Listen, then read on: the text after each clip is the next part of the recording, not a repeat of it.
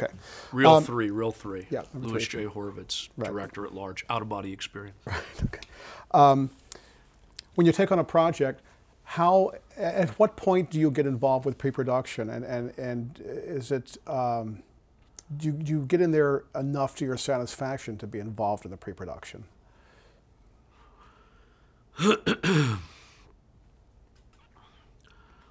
In today, November 13, 2008, a director's position in television for a given project, whether it be live or to tape, whether it be an award show, whether it be a Snow White and the Seven Dwarfs variety compilation, whatever the case may be, usually the last person hired is the director.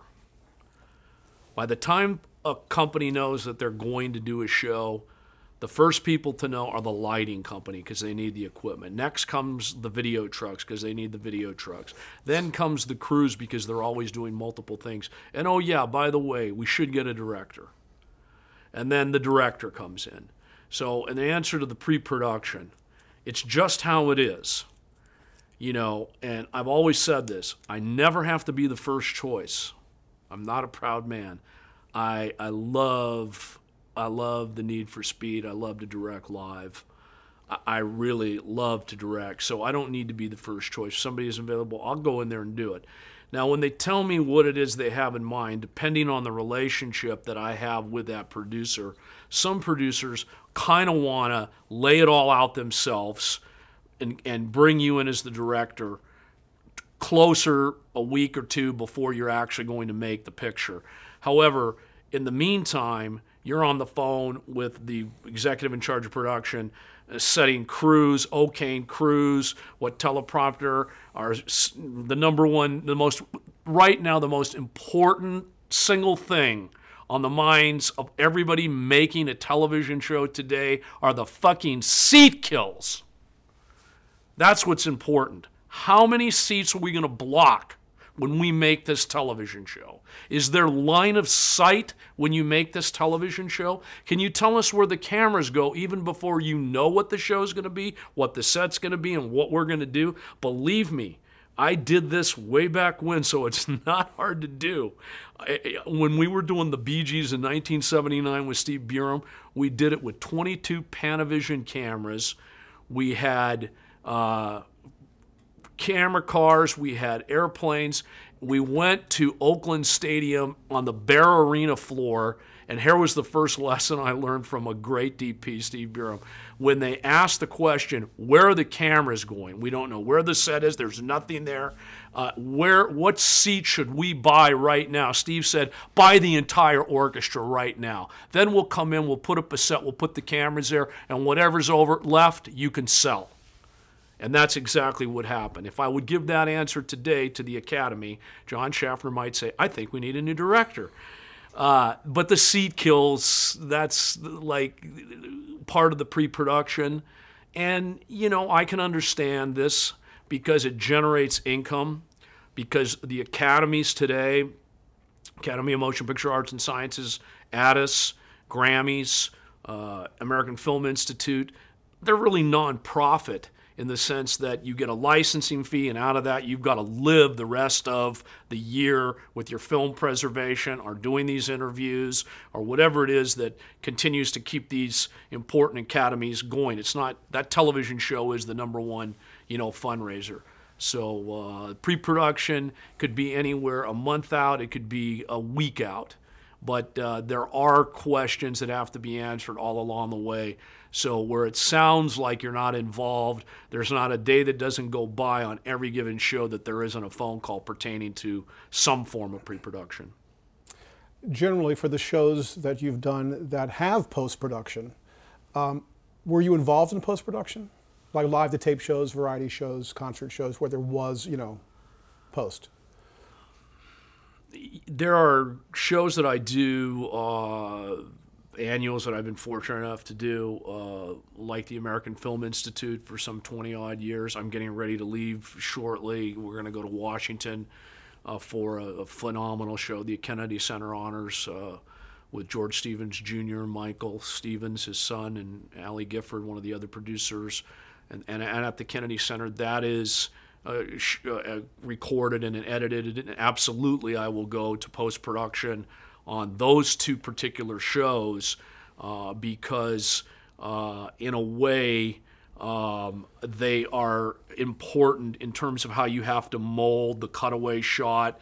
The length could be an hour long, how it gets cut down.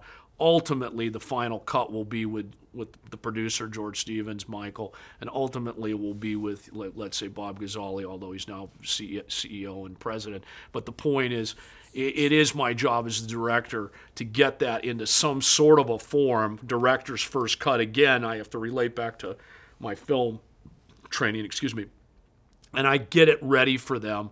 And that takes usually 4 or 5, 6, 7 days, and then they'll come into town, and I probably won't even see them. I'll probably just say, I'll watch the show on TV, because at that point it becomes the producer's cut.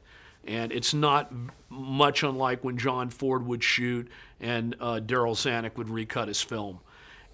I found that for me to stay in an edit bay after I've done my cut, and then really the ultimate authority is the producer comes in and wants to fine-tune it, it's all very subjective at that time. Whether I'm going to be on Steve right now, whether I'm going to be on Lou, or whether that cutaway shot is a good cutaway shot, why stay there and quibble and have opinion, because it's only one opinion. It's the guy who's going to actually own it and put it on. So it ends up in the studio hand. So I do edit shows that I've shot specifically recorded. However, these shows I also shoot like a live show. I call the shots, I cut it live, and it's important because I need to know that although all the cameras are rolling, 10, 11, and 12 cameras on some of these shows, by calling the shot, by making sure that I'm on headset going, okay, get ready for the standing ovation. Now let me remind you, I need for you to hold the head of the shot for 10 to 15 seconds in case I want to put the line that I'm saying now underneath you listening and then watching you rise. And then once you sit down, I want you to count to 20 before you change your frame, because in order to be able to direct shows that are going to be edited, you have to be a master editor. And again, early in my career, when there was only linear editing, not non-linear editing, where we can change it like that, I had to make sure that I came back with the footage. And where I learned to come back with that footage was from Don Mischer, because he did bring me into the AFI, and George Stevens Jr., and he did bring me into the Kennedy Center. And it was his book that he passed to me, and he goes, here are the 10 most important things you can do, and I will need when we go to edit this show. And believe me, until I read those, I never would have done that, because I would have thought a 5-second tail pad or 5-second head pad would have been enough. But the way they edited a 2-hour show that was an hour long, they would take 3 words from you and then 2 more words from you and then 5 words, and they would make 5 edits to make the first sentence to get you into, I'm really glad to be here to salute James Brown at the Kennedy Center. So if you didn't have a shot that lasted for 7 or 8 seconds, you'd have a series of cut after cut after cut. It's very complex. And again, I defy, people consider me a live event director, but I just have to say I'm one hell of an editor. I do like to edit, and I know how to edit, and most importantly, I was taught by the masters. And then second to that, like Thelma Schumacher works for Marty Scorsese. I got a guy named Mike Polito that edits for me, and he's a killer editor. And if you've got a great editor and you're going to have an edited show, you got to have somebody who knows how to do it. Sometime around the mid-'80s, variety shows on television were on the wane and tended to disappear from primetime schedules. Why do you think that is? Variety shows disappearing off the horizon in the 80s. for a few reasons, I think. MTV came along, and I Want My Music Television changed the face of how people watched and listened to music.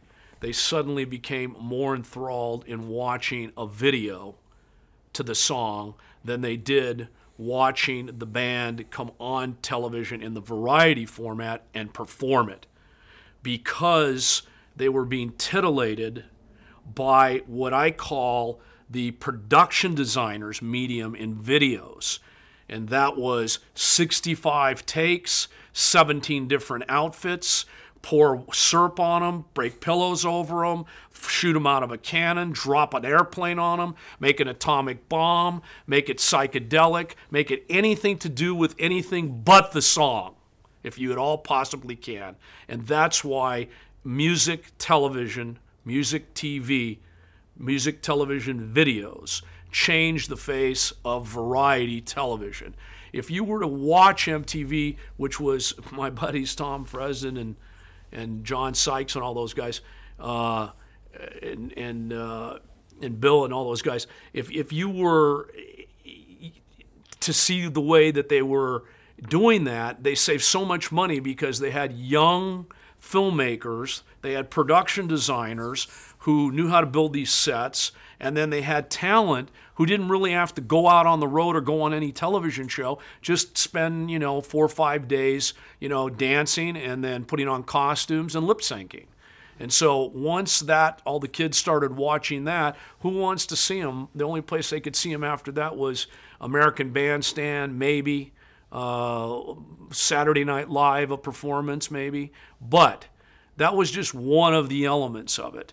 Now people were more sophisticated because they could get a video camera. A lot of the kids that are in this room right now, they only grew up on the computer age. They only grew up on being able to get their hands on a video camera and go out. And I made my first 8mm film, when I was 14 years old, and I got my grandfather's 16mm Bell and Howell ratcheted off 50-foot 16mm and played it back on a projector that he happened to want and have to document the family. But in the early 80s, everybody could get their hands on it. And again, as I said earlier, there was video assist, so you could it was fun to kind of as a hobby make your own films.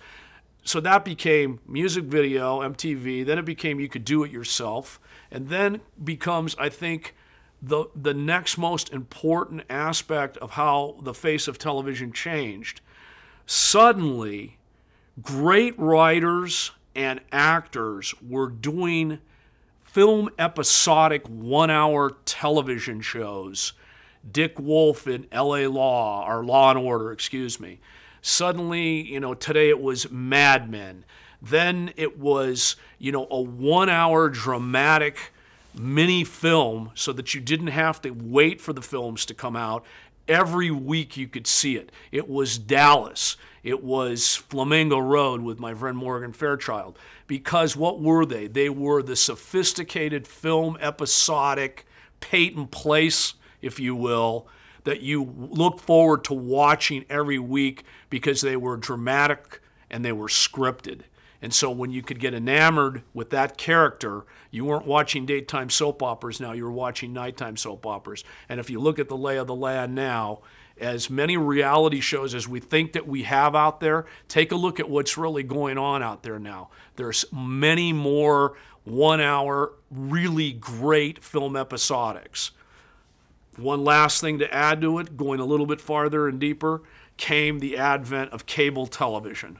And once you got into cable television, and John Malone built the box that went on everybody's set and gets, a lot of money every time you flip a station, ultimately 500 stations. Once cable came in, HBO, Showtime, they could get subscriber television. They had no rules or regulations. They had no censorship. It was definitely for not the common man because you needed to have money to buy it. But that changed the face of why we don't see musical variety anymore, because there were other places and other things to see. Okay. I want to mention just a couple of other shows you worked on, just for a quick comment or response. 1990 Diet America Challenge. I saw that in the 42-page questionnaire you said we were going to be doing here, and we're on page 3 now. I had to go look that one up on the internet database on myself, and I know that I did it.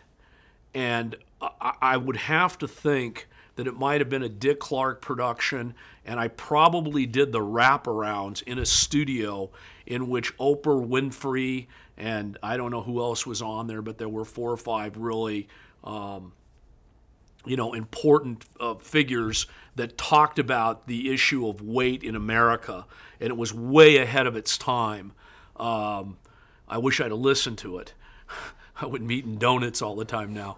But at that time, I was young and thin, and I think I did the wraparounds for it. But it was ahead of its time, definitely. If it was done in '89, that's what that was. 1991, A Party for Richard Pryor. Now, that was really a very special period. George Schlatter was the producer. He was the producer of a show called Laugh-In. We attempted to give you a taste of that in this year's Emmy when Ken Ehrlich tried to bring back the Laugh Wall, and we brought some of the players back, Lily Tomlin and Alan Seuss and Ruth Buzzy and Joanne Worley and such. But George Schlatter was at NBC. It was 1969, I know, because it was one of the first shows that when I went on summer relief, I shot camera on and pulled cable on it. So when I shot the joke wall in 2008, I remember that I'd also shot the joke wall in 1969. And so George Schlatter was the consummate showman at that time. That was his first big project. And then he had a great relationship with Frank Sinatra. He was the bouncer at one of the clubs, Jilly's, that Frank frequented. And so we were at a period where George was doing homage to Richard Pryor, Muhammad Ali, and Frank Sinatra's 80th birthday celebration, stuff like that. And Richard Pryor was one of those, and he'd already set himself on fire, and he was, I think, had his disease. And George was adamant about, before these people, like we're recording something here tonight, before these people were, passed into eternity, that he gave them a moment. And Richard Pryor was one of those, and it was a dynamite lineup of people that showed up for him. And he was very moved. And it was a roast, it was a toast, and just everybody came out for Richard. God bless him. In 1995, Rosie O'Donnell tries something new. What was that experience like? This was Rosie O'Donnell's first stand-up show for HBO. All right. I was skiing up in Aspen, and I got a call that Rosie was doing this stand-up, and she hated her producers. And it wasn't Chris Albrecht. It was, I don't remember who I was, Betty Bitterman, or one of the people I was responsible to at HBO, because we were doing concerts for cable now. Said, could you do me a big favor and fly to Las Vegas, look at her show, go in there, take it over. She's going to do it in Atlantic City, and just produce it and direct it. It's going to be a 1-hour stand-up comedy show for Rosie O'Donnell. And I'm going, I'm skiing. I mean, I don't really want to. First off, I already did Fernwood tonight, and I don't want to deal with the comedians. And as a favor, I'll put you in the plane. I'll put you in the HBO plane and fly you there. And I'm not name dropping. I'm just telling you really exactly like it was and where I stood. I stood like, if I was on the ski slope, there was no way I wanted to go do a television show. But I wish I could remember who it was. It was maybe, I don't think it was, it's hard to say who it was, Betty Bitterman maybe. At any rate, Michael Fuchs. It was Michael Fuchs. And so, at any rate, they put me in he goes, you'll go up there, you'll talk to her, you'll be back on the slopes in 24 hours. I go up there. She's doing a routine in one of the Vegas showrooms. I look at the whole routine. Yeah, we can do a show on it. I stay. I go into her dressing room. She's a tough cookie. I got all the tough cookies. I got her and Roseanne Barr in the same year. And managed to get along because I just really basically listened to what it is she wanted and heard her rant and rave about what she hated, about what she had, who she'd pick to produce, who she'd pick to direct.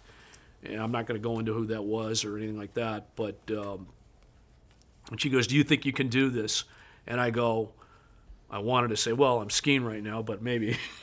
And I said, yeah, we can do this. So I flew back. I saw Michael, And I go, she wants to do this like in 2.5 weeks. I go, I don't really have a production company. I'm just shooting. I'm just directing. I mean, I'll throw it together if you want me to. And he goes, I want you to. And so I did, and we threw a production company together. We flew to Philadelphia, and we got her set, and we put it all together. We shot her stand-up. Her stand-up went on HBO. She was a massive hit. HBO was indebted, and then they decided somewhere along the line they were going to give Rosie her own talk show. And she and I hit it off, and when she wanted to do her talk show, she asked me to do that, and I said I would help her get it started, and in fact, I did do that. I got her started on her talk show, and the rest is kind of history. She's kind of a misunderstood girl. She's incredibly bright, incredibly funny, incredibly smart, and incredibly micromanaging. So that's Rosie. Bless you, Rosie. How did you come to direct the Academy Awards, the Oscars in 1997? I think that was the first year. It was the 69th. I don't know what year it was, but it was the 69th Oscars. 97. 97? Yeah. In 97, how did I come to direct the Oscars? I was directing the Emmys, and I was nominated for an Emmy. And Jeff Margolis was the director of the Oscars, and he too was nominated for an Emmy. I was nominated for the Kennedy Center Honors. He was nominated for the Oscars.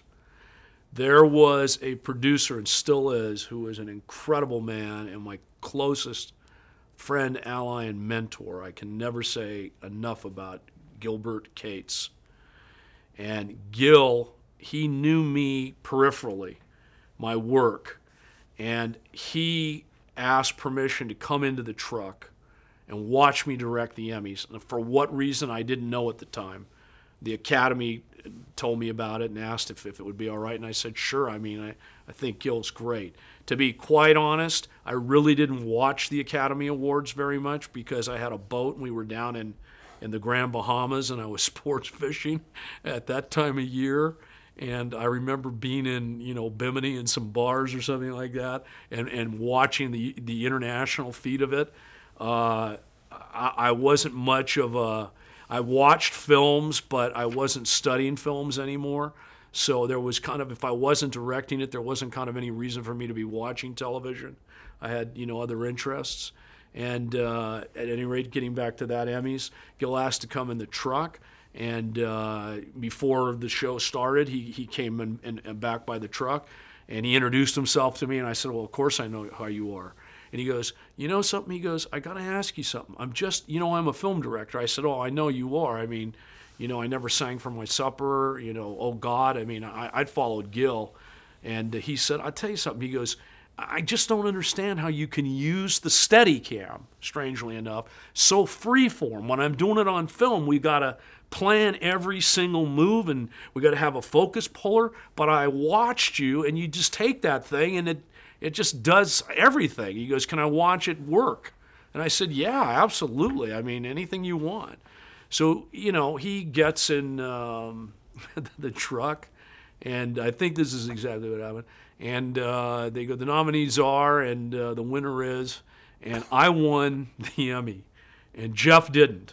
And then Gil was behind me, and I did my speech, and then he, after we went to commercial, it's delayed gratification. Thank you very much. I think I've won this Emmy. I'm in the truck directing. You're not. Hello to Lou and Claire Horvitz of Van Nuys, California. That's my mom and dad. And then they're telling me to play myself off. Play me off, go to commercial. And then the music goes, and then everybody goes, yay! And then they take the Emmy away because they've only got one to pass out. And then Gil stands up, and he whispers in my ear, and he says, don't forget who was with you when you won your first Emmy. And he leaves. And this is not 97 now. This is like 96 because it leads up to me directing in 97. And so later, about 3 weeks later, I got a call from Gil. And he goes, can you meet me in Westwood? at Tanino's restaurant on Westwood Boulevard. I go, yeah. Now, and the people are saying, he's going to ask you to do the Oscars. He's going to ask you to do the Oscars. I'm going, I don't know that. I mean, why would he ask me to do the Oscars? I don't. Jeff does the Oscars. I mean, I don't know. I mean, mind you, now during that time, Quincy Jones had done it with David Salzman, and Alan Carr had done it, and Gil had done it. More people are doing it again this year, and so I go to lunch with Gil. And he goes, I loved how you used the Steadicam. Congratulations on your Emmys. And he goes, I just got to tell you, I want to make a change. I just want to make it. I'm not going to go into details. And he goes, and I want you to do the Oscars. And I said, you're kidding. And he goes, no. And I said, I'm blown away. He goes, I got to tell you something. This is going to change your life. And I said, I'd say so. I said, it's the biggest variety show, award show on television. It celebrates the art of filmmaking. I go, as a matter of fact, I go, you really are my hero.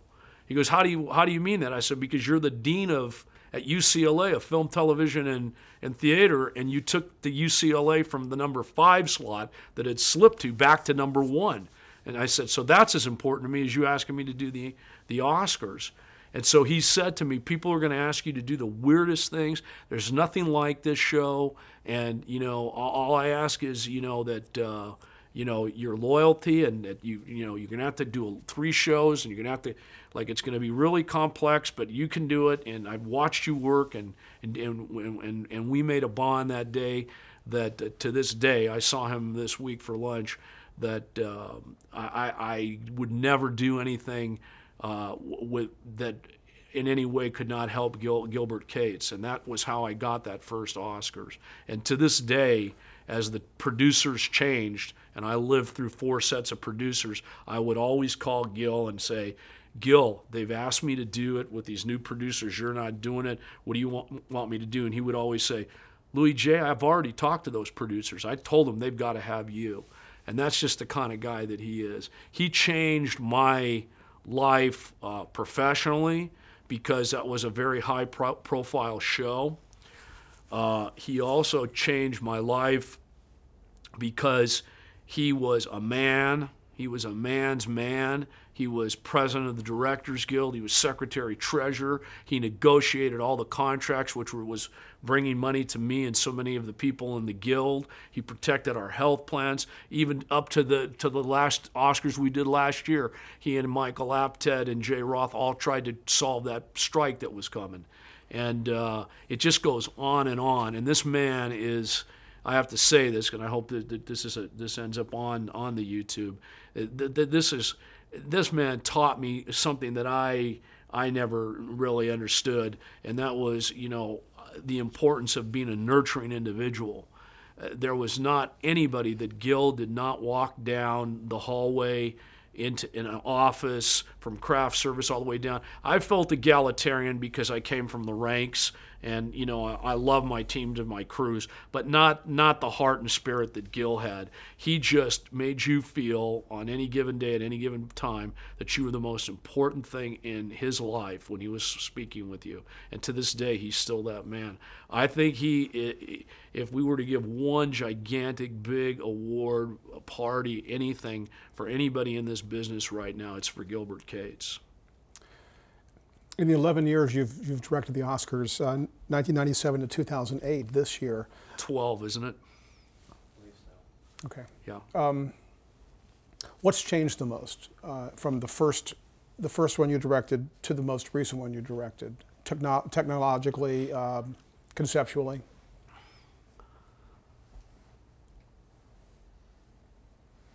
Technologically, on the Oscars over the 12 years that I've directed them, in 97, I already had some Steadicams that were available. We got more sophisticated single-man jibs versus Lumicranes. That helped a lot because it started the sweep and glide that I could use in more places. A couple more advancements like fly cams and rail cams, more lipstick cams, just other ways of shooting it. But what really changed? Not really a lot changed, simply because the Academy Awards is the highest achievement, an award for the highest achievement in film that you can get. And remember that motion pictures was the first moving art form, so consequently it's going to be 100 years old and more. They were giving out the same awards that they were giving out 100 years ago at the dinners, or 80 years ago, or however long it gets. It's going to be the 80th. And so you still had costumers and sound mixing, sound editing. Animation came along, animated films came along, and that 12 years, that was a difference. But still, in the final analysis, that show in particular, it gave away 22 of the 26 awards went to technical craftsmanship. This is something that the Academy of Television Arts and Sciences might do at the dinner, because there's so many categories. And so in the 12 years, the viewership dropped on that show in terms of how many people watched it, I think, because now came along the SAG Awards, which were all acting, and then various permutations of cinematique and whatever have you. And really, in the final analysis, people want to see the stars, yes, but when it comes to movies, you want the masses, if you will, to have seen one blockbuster like Titanic, the highest rated year, and then they turn the channel on because they're going to see everything to do with Titanic. Now, over the 12 years and the way the films are made, there are so many independent films. There's so many different kinds of films. It wasn't like it was in the golden era of filmmaking where Mr. Smith Goes to Washington. It wasn't the star system. So consequently, it was fractured.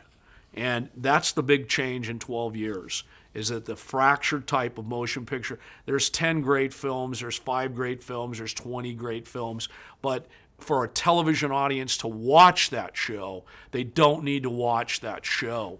And I think that that's the declining ratings in that, and again, the declining ratings in Grammys, the declining ratings in the Emmys, that they don't really need to see that show when the Nielsen bug is rating them, because they can later watch it on their DVRs or they can do something else. Okay. Those are the changes. Word association. I'm going to name an Oscar host that you worked with. Give me a quick comment. Okay? This is going to be hard. A quick comment about each one. Billy Crystal. Funny guy, all the way across. Catskills, Borscht Belt, all around. Producer, director, writer, play multiple characters. Genius. Steve Martin. Genius. Singular. Manic, depressive, quiet. He'd be the first to say it. I worked with Steve Martin when he was the opening act for the Nitty Gritty Dirt Band in Long Beach on Don Kirshner's rock concert in 1973, where he did balloon animals on head, arrow through head, microphone on nose, and he got shot off the stage by nail guns because the kids came thinking they were going to see Mott the Hoople, and instead they got Steve Martin. And then the Nitty Gritty Dirt Band. And then later, his brilliance on Saturday Night Live was unparalleled. But then when he came to host the Oscars, he was a Steve Martin that had always been the Steve Martin that was, singular, alone, sat in a room with Gil. They looked at the board. On his computer, he typed his own copy, his jokes, and then he printed it out and gave it to him. Then he would get in the car and tell the driver, "Don't talk to me, just take me home," and he'd leave. And I respect him for his genius, but he's a different guy. Whoopi Goldberg. Whoopi Goldberg, movie star, outspoken,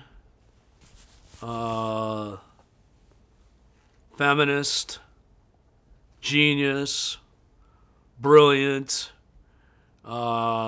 fair, tough, knows what she wants, very, very busy, has a lot on her plate, so consequently the times that she did do the Oscars, it was difficult for her. I could see why she couldn't do it every year because she has a lot going and it takes a lot to do it. Chris Rock. Chris Rock is like George Carlin, God bless George, is a very, very astute, intelligent comedian. I'm not so sure people understand that. The way, the things that he says and what he does with words, his observations of life, his self-effacing manner, very open policy. His dressing room was across from mine. The doors were open. He writes a lot of his own stuff. I liked having him on the Oscars. He gave it a different slant. I like him as a movie star, and I like his stand-ups. He's a ultimate talent. Jon Stewart. I love Jon Stewart. I love you, John. I love you. John, it was, I will have to say, the most fun I have with John. John was a guy's guy. His doors were open. He has a young staff of writers. He's totally stuck. Now that Bush is gone, John, you'll have no material to work with. You might not even have a television show. But John is a lovely guy, a funny man, very smart. This is a very well thought out, very educated group of writers and show run by John. That's him. But he's the guy that would come in the morning and he'd go, "Hey, I had these nuts flown in from New York. You should taste them. They're great. You okay? You okay? You okay?" Love John. He's a great guy. And you know what? He's, again, like I think you have to stay all the way accessible and down to earth. He's a big star. But, you know, when I won my Emmy and he won his Emmy and he came up to me and gave me a big hug and a kiss and called and invited me to his shows and other people too, he's just a good guy. He's a good guy. As the director of the Oscars. Oh, is it about me again? It's about an opinion of yours. I have no opinion. As the director of the Oscars, what makes a good host? What makes a good host when I am directing the Oscars?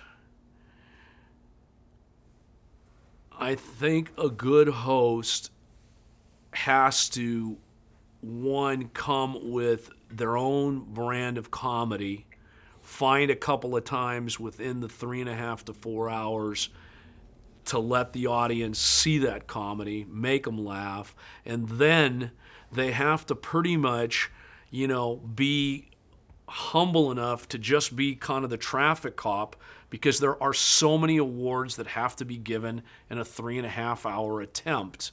And there's a lot of film packages. So just the whole idea of saying it's not going to be 3.5 hours of me is what separates the hosts. If you've got a host that wants to do a lot of comic bits on the show, it's gonna make the show long. I don't think that any of the hosts that I've experienced in the 12 years that I've done it have abused that in any way or have expected to do it. As a matter of fact, each one of them has brought their own moment of great comedy. Whoopi did it one year by wearing different costumes. Billy's films we always look forward to. Jon Stewart had very clever material. Steve was Steve Martin. Chris was Chris. And so I think that they picked their moments to do it, their thing, and then they did it. Also, it's real important to be in the wings and listen to the speeches so that when somebody says something that's funny or strange, that they can come out right after and comment on it. So they have to be an active participant in the show, not just go into the wings and say, "Knock on my door when it's time for me to come out again."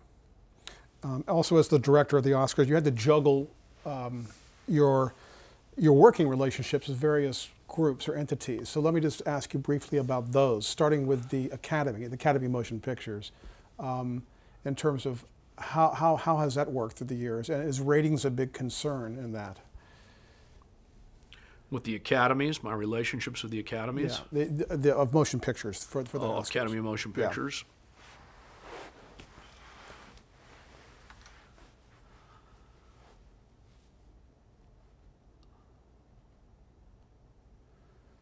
the relationship of the Academy of Motion Picture Arts and Sciences. I'm a gun for hire. I come in there. I do 3 shows for them. I do the nominations. I do the SciTech, and then I do the main show. They have a point of view. They have their own committees. They have their own governors. There's Bruce Davis, who's the head of it all. There's a different president every couple of years, and then there's a different producer every other year, and I hope to get hired back. I have tremendous respect for what that academy does, which is the preservation of film, but they're insular, and I wouldn't expect it to be any other way because I don't make films. I do television. So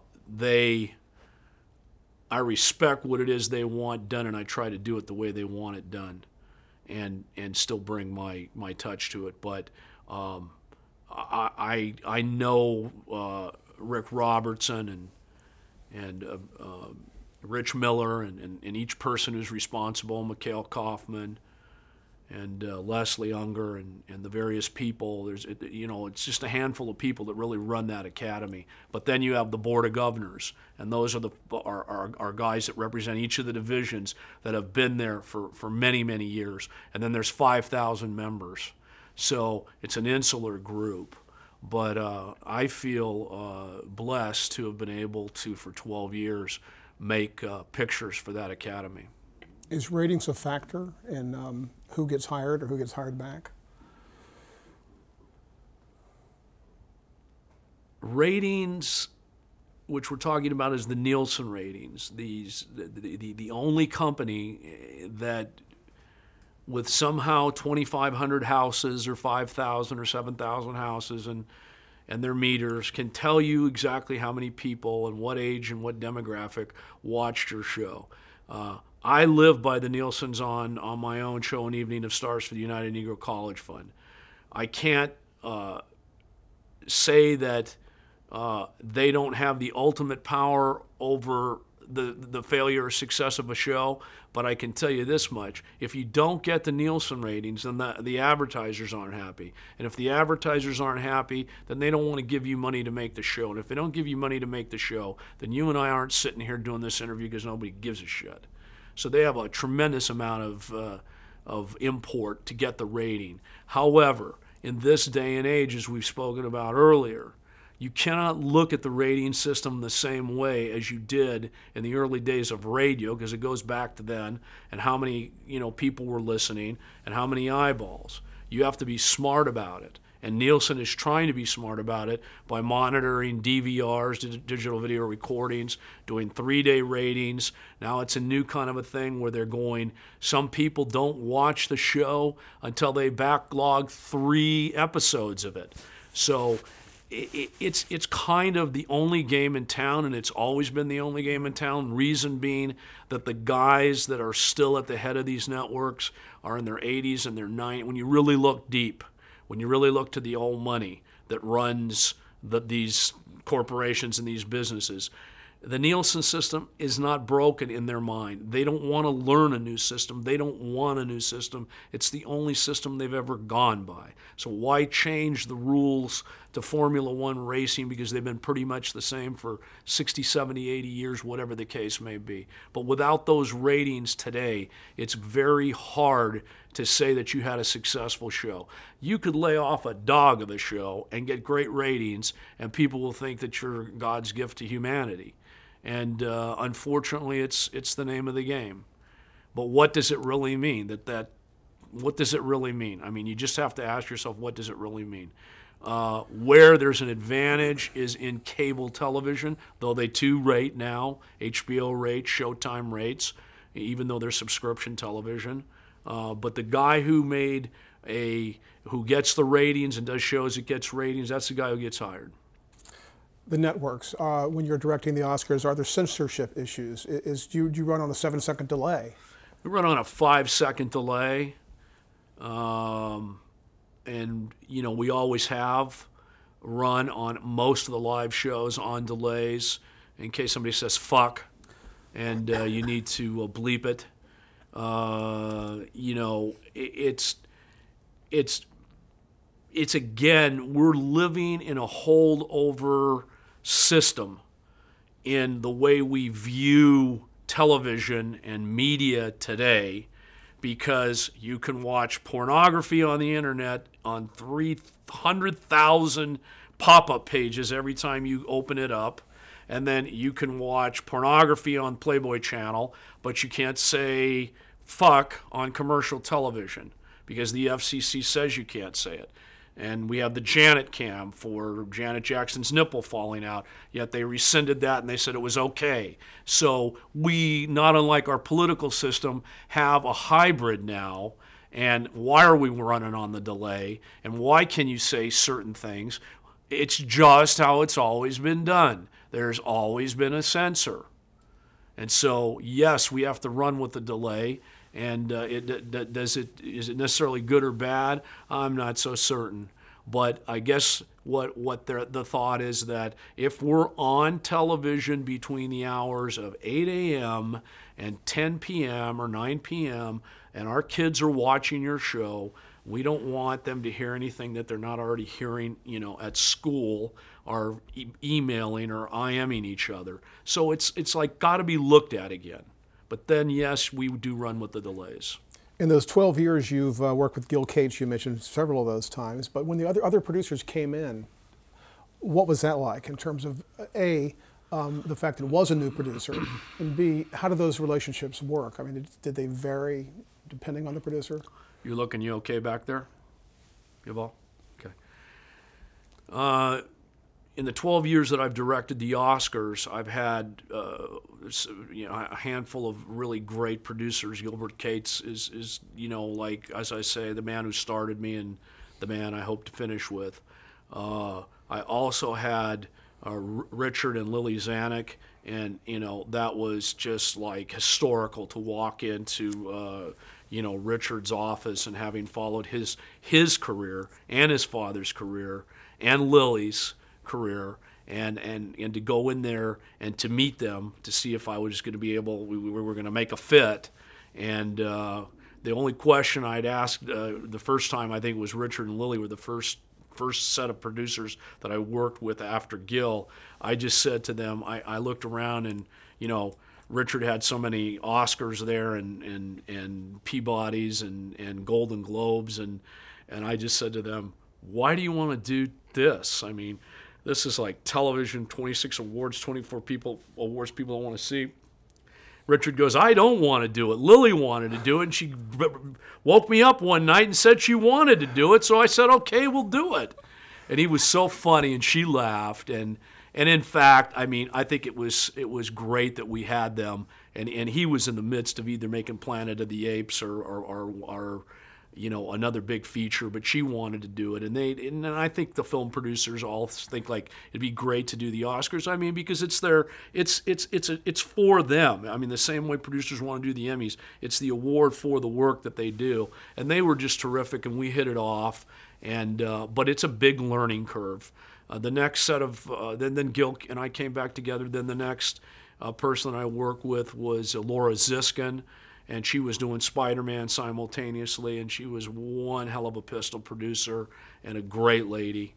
Again, there's no ranking. Like I say, Gil's my man, but in talent, they're all so talented, and Laura was so talented. And each one of them, I think the thought of the Academy is that each new producer is going to infuse a new, what it is they like about the idea of filmmaking. Sadly, the show's supposed to be 3 hours. It usually ends up being 3 hours and 30 minutes. Sometimes it's 4 hours and 30 minutes. And in New York, they're getting ready to go to work for the next day. It's gone. They're not watching it. So it's hard to understand that in giving out 26 awards, that if you just gave out the 26 awards at 3 hours and 30 minutes, you'd have 15 minutes left to do any special film packages, any tributes, any Thalbergs, any Elia Kazan tributes, anything like that. And so, but Laura did a great job at it. Then I worked with Joe Roth. He was a studio head, a director. He was a pistol. He really knew his stuff. Great relationships with stars. That's what's always interesting too, is the presenters are brought on by the producers, and so you get a great cross section. Joe did a hell of a job, but he's making a lot of pictures at his company, Revolution, and then we came back to Laura again, and she was in the middle of Spider-Man 3, but she came up with some great ideas. So I just was fortunate enough, there's a change afoot this year, but I say that I was, blessed to have gotten 12 great years thanks to Gil getting me aboard, and I really had a great time with all these producers. So I thank them and the Academy for having me be their guy. Let's talk about some of the things that happened while you're actually directing live the Oscars. Number one, with the whirlwind that's happening in the truck, how difficult is it to listen to the content of what either presenters or winners say, and when they start to go on maybe some kind of a political diatribe or something, how do you handle that? This is a very good question, and Yuval knows because he shot me doing that. It's imperative that I listen to the speeches because my whole story is about what they're saying, and I've got a second guess before they get to the payoff. There's somebody in the room tonight that was such an influence on me when I was in Italy, and it get Roberto Benigni. It's Sophia Loren. She's talking about Roberto Benigni. Take 13. I'm on Benigni, and it's Roberto Benigni. So I have to second guess what they're saying. So I have my audio pot in the booth, which is very unheard of, because in the old days, as you know, coming from the network, the technical director had the audio control in the booth, and it was set at one level. But I have it because if it gets noisy behind me, or I'm hearing periphery that we're losing a camera, I'm hearing all this periphery stuff, I crank that sound up so loud that people in the truck going, is he hard of hearing? I crank it up because I don't want to miss a thing that they're saying. And it's imperative that I hear what it is, and I capture when they talk about is her mother with us? Is she dead? Who's got the mother? 13's got it. Take 13. My mother, I'm on the mother. I encourage the cameraman to turn their head, click on and tell me if you've got the shot. I go, 14, is that the wife? Is that the wife? Is that take 14, it's the goddamn wife now. Back to 3, take it. I'm listening, we're guessing. It's just this kind of trying to pick it off. If you go up there and you go, I am in such great company, I can't believe I won over these other 4 fine actresses. Wheel, 13, 14, 12, 11, 10, 3. There's a close-up of every single nominee. And then people would go, how do you do that? And I'm not going to tell you. I'm not going to tell you how I do it. But I know that is a factor that's going to happen. So like, Bill Parcells or, the Titans that are 8-0, I know what defenses are coming at me. I studied it. So I know certain things that are going to happen. I listen for them. And because I know that, the requirements of the camera crew, it's laid out like a football team. The 6 frontline cameras are the nose tackle, the 2 guards and the tackles, our 2 tight ends, the steady cams. And we're either going to flank or we're going to do something if this event should happen in the live show. If they thank the others, we're going to the wheel. If we go to the wheel, certain things have to happen, but everybody knows when I say wheel, bam, they're there. When I go flank, then they know to move. And because I know what's happening, somebody's coming up the aisle. Then I have eyes and ears, and it's audibling all the time. So I have to be able to hear it. Now, when they go off book was your question. When their time is up, Gil, Laura, people are sitting behind me. Laura doesn't like to play anybody off, but Gil goes, if you pull out a list and you start thanking your agent, your high school teacher, I'm going to play you off. Well, I got to be careful. I get the cue from him sometimes. He'll go, just take it when you get the next breath and do the playoff music because we got to get off the air. Well, there were times and have been times where I was a little fast on the trigger, and it's a fine line, and I'll take responsibility for it. One in particular was when Cuba Gooding Jr. won, and he got up there for Jerry Maguire. I love the picture. I saw it. I love the moment where is he coming back to life? You know, the wife's calling Tom Cruise. He's laying out there. He's made the touchdown, but is he in a coma? And he wins for that movie, and he comes to the stage. He goes, I am so blessed. What a great movie. This is so fantastic. Thank you, thank you. Play him off. He said, thank you. He's done. It's a short speech. He's going, no, don't play me off. I'm just getting started. And Gil's going, let it go. And I'm going, I'm going to let it go. I go, I'm going to leave the music in. So we left the music in, and he kept on doing the speech over the music. And instead of cutting the music out, I'm going, we're getting the Jerry Maguire moment. Tom Cruise is standing up. Tom Hanks is standing up. Steve Martin's standing up. They're going, go on. Don't let him take you off the field. And then finally he finishes off, and I considered that a great save. And that was a good moment. One moment, I thank God that I caught it in time and I heard it, was Adrian Brody coming on stage for the Holocaust film. What was it called? The Pianist? Was it The Pianist? The Pianist, yeah. And so there was this very heavy film where he survives the Holocaust, and he comes on stage and he gives Halle Berry the kiss, and that was great because I stayed with him. And then he's talking about all the Jews that died during the Hitler-esque period. I'm going, play! Oh, don't play him! Don't play! Stop! Don't play the music! He's talking about the Holocaust. I mean, I don't want to see it in the trades. Horvitz plays off Holocaust survivors.